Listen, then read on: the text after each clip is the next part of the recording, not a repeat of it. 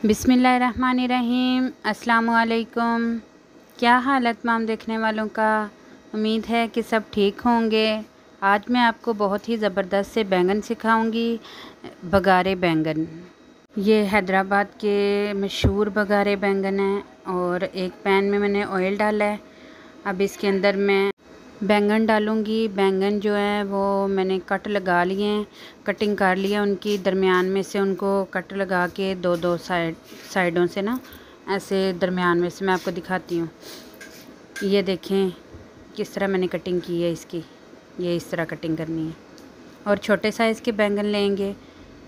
छोटे साइज़ के बैंगन जो हैं वो जल्दी से एक तो गल भी जाते हैं और अच्छे प्यारे भी लगते हैं देखने में।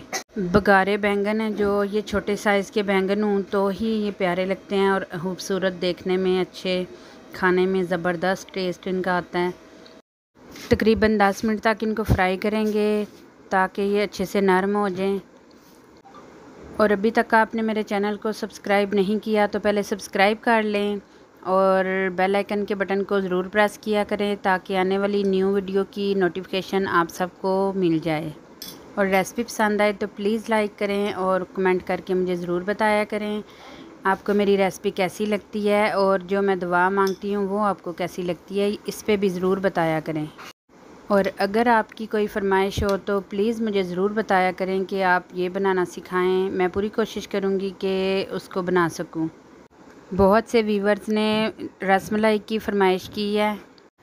कमेंट बॉक्स में बहुत से व्यूवर्स ने जो है रसमलाई की फरमाइश की है। इंशाल्लाह मैं जल्द ही अपलोड कर दूँगी वीडियो रसमलाई की।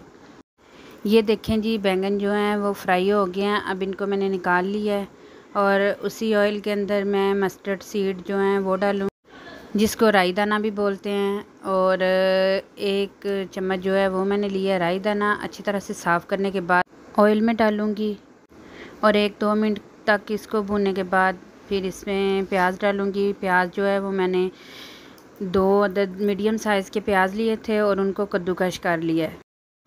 आप लोग ग्राइंड भी कर सकते हो और कद्दूकश करना हो तो कद्दूकश कर लें, जैसे आप लोगों को इजी लगे।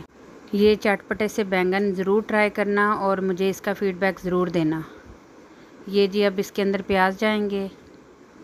प्याज को हल्का गोल्डन ब्राउन करेंगे, बिल्कुल लाइट सा। कोई भी सब्ज़ी बनाएं उसमें डार्क प्याज नहीं करनी चाहिए, उसका जायका फिर जो है अच्छा नहीं आता।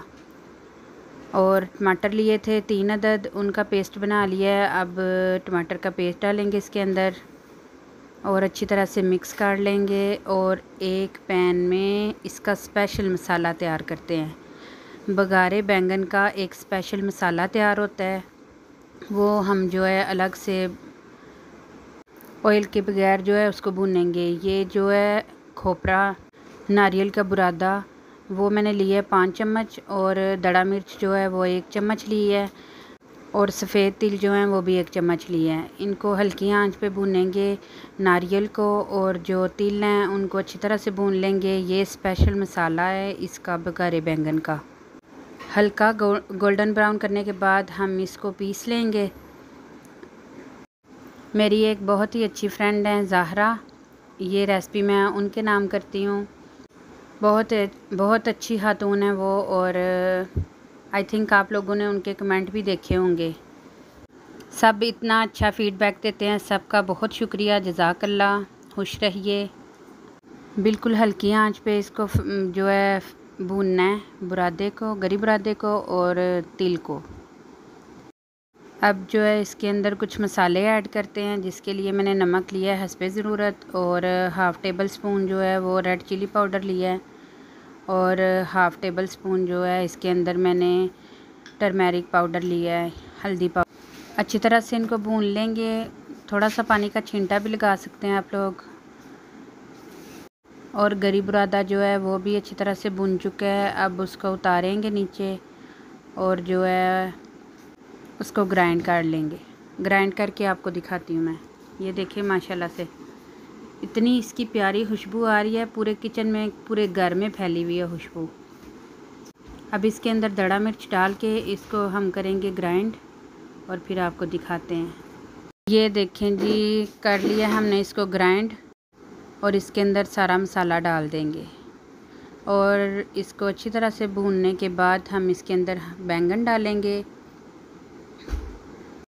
जिनके बच्चे या बड़े बैंगन खाना पसंद नहीं करते, आप उनको ये वाली रेसिपी बना के दें, आप देखना सभी पसंद करेंगे और आपकी तारीफ़ें ही तारीफ़ें होंगी कि इतनी ज़बरदस्त रेसिपी आपने बनाई कैसे। इसके अंदर डालते हैं बैंगन और बैंगन भुनने तक हम जो है तकरीबन 10 मिनट के लिए भुनेंगे। और बैंगन भुनने तक हम मांग लेते हैं छोटी सी दुआ, जो कि सबको पसंद आती है। मुझे कुछ लोगों ने बताया है और मुझे प्लीज़ बताया करें, अच्छा लगता है इस तरह बताना आपका। बिस्मिल्लाहिर्रहमानिर्रहीम। एक छोटी सी बात बताऊंगी, अल्लाह ताला जो है नाराज़ होकर हमसे रोटी नहीं छीनता, बल्कि सजदे की तौफीक छीन लेता है। और यकीन मानो यही सबसे बड़ा हसारा है। अल्लाह हमें हर हालत में नमाज़ पढ़ने की तौफीक अता फ़रमाए। या अल्लाह पाक, हम आजमाइशों के काबिल नहीं हैं, हमें बस अपनी रहमत से नवाज दे मेरे मालिक। तू गफूर रहीम है, तू वहदा उला शरीक है मेरे मालिक। या अल्लाह पाक हमें बख्श दे, हम बहुत गुनाहगार हैं तेरे मेरे मालिक, बहुत गुनाहगार बंदे हैं तेरे। जब भी दुआ मांगें अपनी औकात देखकर नहीं, बल्कि रब की शान देखकर मांगा करें। अल्लाह पाक हमारी सब की टूटी फूटी दुआओं को ज़रूर कबूल मंजूर फरमा ले। मैं बहुत खुश हूँ क्योंकि मुझे किसी से कोई उम्मीद नहीं है सिवाय अल्लाह ताला की ज़ात से। वही मेरा रब है, वही मेरा सब कुछ है, जो सब की दुआएं सुनता है। बेशक वो वहदा उला शरीक है। या अल्लाह पाक सबको शिफ़ाए कामला आजला अता फ़रमा। या अल्लाह पाक जो इस दुनिया में बीमार हैं उन सबको शिफ़ाए कामला आजला अता फ़रमा।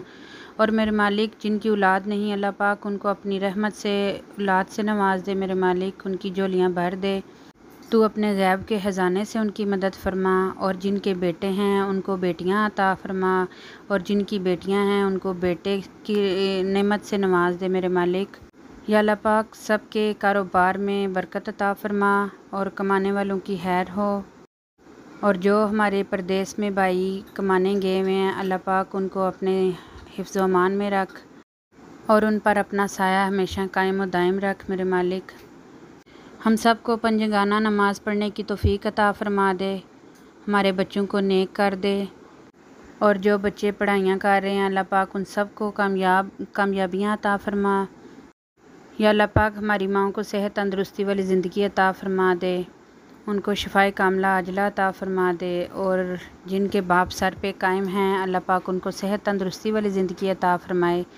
और मेरे अब्बू जान को अल्लाह पाक जन्नतुल फ़िरदौस में आला मकाम अता फ़रमाए। रसूल अल्लाह सल्लल्लाहु अलैहि वसल्लम ने फ़रमाया कि दुआ इस मुसीबत को भी दूर कर देती है जो उतर चुकी है, और उस मुसीबत को भी टाल देती है जो अभी आई नहीं। ऐ अल्लाह के बंदो, तुम अल्लाह से बराबर दुआ करते रहो, क्योंकि वो रब हमेशा सुनने वाला है। और इस्तग़फ़ार की कसरत किया करो। इस्तग़फ़ार की कसरत जो है रिज़्क़ को खींच लाती है। इस्तग़फ़ार हमारी नज़रों की हिफाजत करती है, हिकमत दानाई और फ़रासत को खींच लाती है, हया और पाक दामनी खैरों बलाइयों और बरकतों को खींच लाती है। हम सब को इस्तग़फ़ार की कसरत करनी चाहिए और अल्लाह ताला से अपने गुनाहों और नाफरमानियों की माफ़ी मांगनी चाहिए, ताकि वो हमें रब अपनी रहमतों से नवाजे। मेरे मालिक, मरते वक़्त कलमा नसीब करना और मुनकर नकीर के सवालों में आसानी पैदा फरमाना। जब मरें ईमान से मरें मेरे मालिक, जब मरें तो कलमा ज़बान पे जारी हो, ला इलाहा इल्लल्लाहु मुहम्मदुर रसूलुल्लाह। आमीन या रब्बल आलमीन।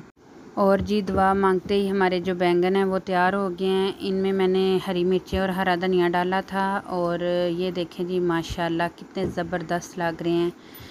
आप खाएंगे तो भूल नहीं पाएंगे। ऊपर से मैं इसके ऊपर थोड़ी सी और हरी मिर्ची डालूँगी बारीक कटी हुई, वो आप लोगों की अपनी चॉइस है। ये थोड़ी सी खूबसूरती हो जाती है और प्यारे लगते हैं माशाल्लाह। देखें, आप इनको नान के साथ खाएं, चपाती के साथ खाएं या चावलों के साथ सर्व करें। जिसके साथ भी खाएं, मुझे इसका फ़ीडबैक ज़रूर देना। आपको कैसी लगी मेरी रेसिपी, मुझे ज़रूर कमेंट बॉक्स में बताइएगा। चलते हैं जी, दुआओं में याद रखिएगा, और नेक्स्ट वीडियो के साथ हम फिर हाज़िर होंगे। तब तक के लिए अल्लाह हाफ़िज़।